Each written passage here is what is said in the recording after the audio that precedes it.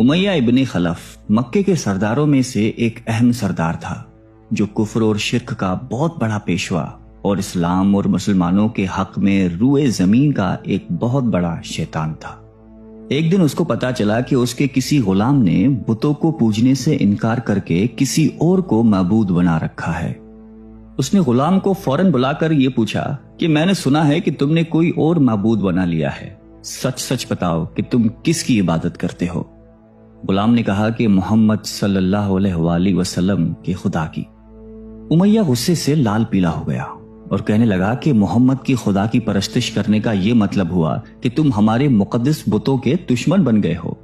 سیدھی طرح راہ پہ آ جاؤ ورنہ ذلت کے ساتھ مارے جاؤ گے۔ میں یہ ہرگز برداشت نہیں کر سکتا ہوں کہ تم بتوں کی پوجا کرنے والے کے غلام رہ کر محمد کے خدا کی پرستش کرو۔ وہ غلام جو توحید کا سچے دل سے شیدائی ہو چکا تھا، اس نے بے دھڑک امیہ کو جواب دیا کہ میرے جسم پر تو تمہارا زور چل سکتا ہے، لیکن میں اپنا دل اور اپنی جان محمد صلی اللہ علیہ وآلہ وسلم اور اس کے خدا کے پاس رکھ چکا ہوں۔ اب اللہ کی عبادت ہی میری زندگی کا مقصد ہے اور تمہارے خود سے بنائے ہوئے بتوں کو پوجنا میرے بس کی بات نہیں ہے۔ یہ جواب سن کر امیہ بن خلف غیظ و غضب سے دیوانہ ہو گیا۔ ایک غلام نے اسے بے دھڑک جواب دے دیا تھا۔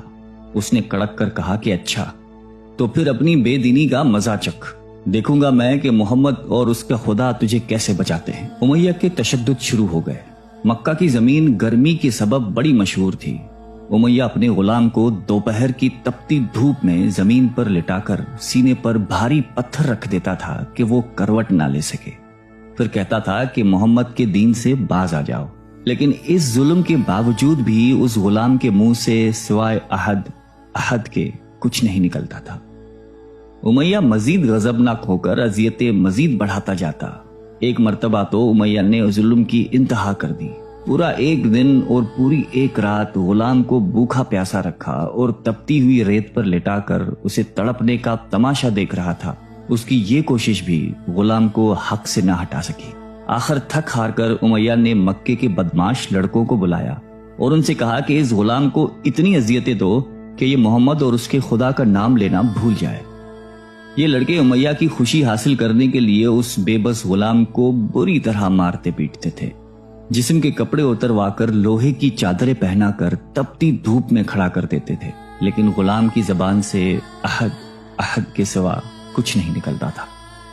اسلام کی راہ میں یہ بے پناہ اذیتیں سہنے والے صحابی کوئی اور نہیں بلکہ حضرت بلال حبشی رضی اللہ تعالیٰ عنہ تھے۔ انہی ظلم و ستم کے دوران ایک دن حضرت ابو بکر صدیق رضی اللہ تعالیٰ عنہ کا ادھر سے گزر ہوا۔ آپ رضی اللہ تعالیٰ عنہ نے امیہ سے فرمایا کہ اے امیہ، اس بےکس اور مظلوم پر اتنے ظلم و ستم نہ کر، اس نے تمہارا کیا بگاڑا ہے؟ وہ خدائے واحد کی عبادت کرتا ہے، اگر تو اس پر احسان کرے تو یہ احسان آخرت میں تیرے کام آئے گا۔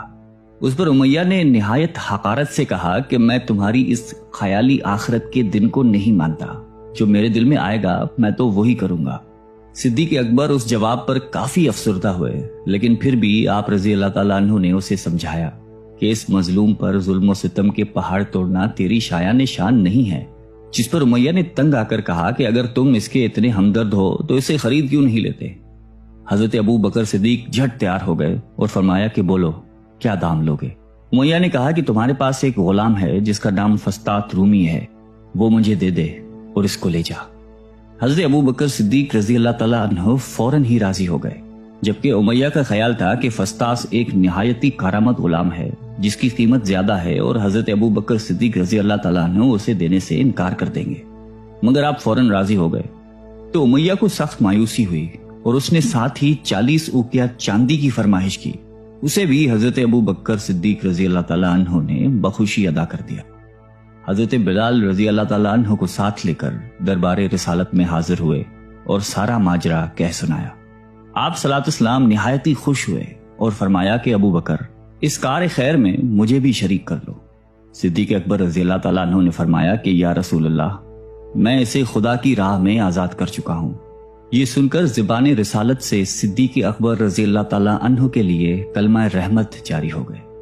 حضرت بلال رضی اللہ تعالیٰ عنہ نے اس غلامی میں 28 سال گزار دیے، لیکن آپ چونکہ نہایتی نیک اور پاکیزہ طبیعت کے تھے، لہذا جب آن حضرت صلی اللہ علیہ وآلہ وسلم نے دعوت توحید دی تو آپ نے فوراً اسے قبول کر لیا، اور یوں آپ سابقون الاولون کے مقدس جماعت میں شامل ہو گئے۔ رہائی پانے کے بعد حضرت بلال ہمیشہ آپ صلی اللہ علیہ وآلہ وسلم کی خدمت میں حاضر رہتے تھے اور دل و جان سے نبی پاک صلی اللہ علیہ وآلہ وسلم کی خدمت بجا لاتے۔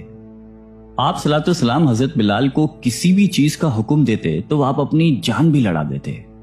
غزوہ بدر سے لے کر غزوہ تبوک تک تمام غزوات میں شامل رہے، لیکن حضرت بلال کی اسلام کے لیے سب سے بڑی خدمت اور ان کے لیے سب سے بڑی سعادت اسلام کا سب سے پہلا مؤذن ہونا ہے۔ ہجرت کے بعد جب مسجد نبوی صلی اللہ علیہ وآلہ وسلم تعمیر ہوئی تو آپ صلی اللہ علیہ وسلم نے آپ کو اذان دینے کا ذمہ سونپا۔ آپ کی آواز نہایتی دل نشیں تھی اور اس میں ایک ایسی تاثیر تھی کہ اذان کی آواز سن کر لوگ سب کام چھوڑ چھاڑ کر مسجد کی طرف دوڑتے۔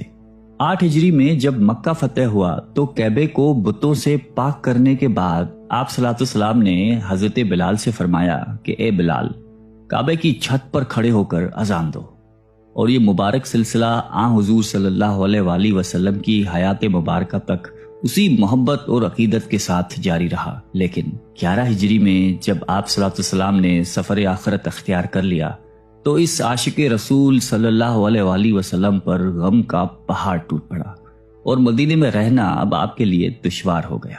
آپ کو ہر وقت پیارے نبی صلی اللہ علیہ وآلہ وسلم کی یاد ستاتی رہتی تھی۔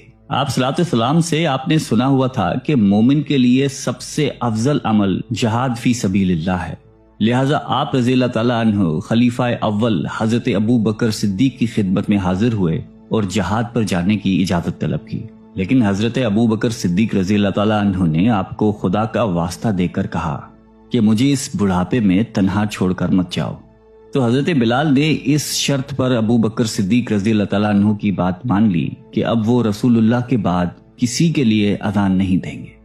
حضرت ابو بکر صدیق رضی اللہ تعالیٰ عنہ نے ان کی یہ بات مان لی، لیکن آپ کے دور خلافت کے بعد خلیفہ دوم حضرت فاروق اعظم رضی اللہ تعالیٰ عنہ کے دور میں بھی جب بیت المقدس کی تسخیر کے لیے شام جانا پڑا تو وہاں عیسائیوں سے صلح نامہ طے پانے کے بعد حضرت عمر فاروق رضی اللہ تعالیٰ عنہ نے ایک خطبہ دیا اور حضرت بلال سے درخواست کی کہ آج جبکہ قبلہ اول پر توحید کا پرچم لہرا دیا ہے تو اس باعظمت موقع پر اگر آپ اذان دیں تو ہم آپ کے مشکور رہیں گے۔